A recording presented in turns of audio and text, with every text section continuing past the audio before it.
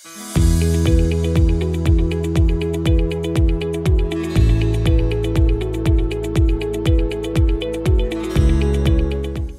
అండి, నేను doctor Apoorva, consultant obstetrician and gynaecologist at Kiran multi speciality hospital, Karman Ghat. ఇవాళ మనం వెరీ కామన్ టాపిక్ అంటే ప్రెగ్నెన్సీ కన్ఫర్మ్ అయిన వెంటనే ప్రతి ఒక్క ప్రెగ్నెంట్ లేడీ వచ్చి అడిగే క్వశ్చన్ ఏం తినచ్చు, ఏం తినకూడదు. సో ప్రెగ్నెన్సీ కన్ఫర్మ్ అయిన వెంటనే ప్రతి ఒక్కరూ సలహాలు ఇస్తూ ఉంటారు, ఇది తింటే మంచిది, ఇది తినకపోతే మంచిది, ఇది తినకూడదు. కొన్ని ఎలా అంటే ప్రెగ్నెంట్ ఉన్న వాళ్ళకి కొన్ని స్పెసిఫిక్ థింగ్స్ చాలా నచ్చుతాయి, అవి కంప్లీట్ గా తినొద్దని చెప్పడము. సో ఇలాంటివి ఉంటాయి. అంటే మన పెద్దవాళ్ళు అనేవాళ్ళు ఇప్పుడు ఒక్కరికి కాదు ఇద్దరికి సరిపడా తినాలి అని ఇలాంటివన్నీ అడ్వైసెస్ ఇస్తూ ఉంటారు. So pregnant lady will be more confused, ఏది తినాలి ఏది తినద్దు, అంటే ఇది తింటే ఏమైనా అయిపోతుందేమైనా భయం ఇంకెక్కువగా ఉంటుంది.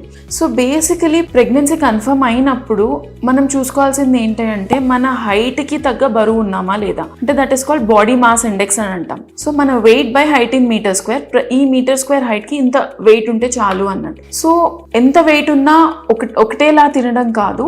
సో మన హైట్కి ఎంత బరువు ఉందో చూసుకొని బాడీ మాస్ ఇండెక్స్ 18 to 24 ఉన్న వాళ్ళలో 10 to 12 kgs of weight gain is okay.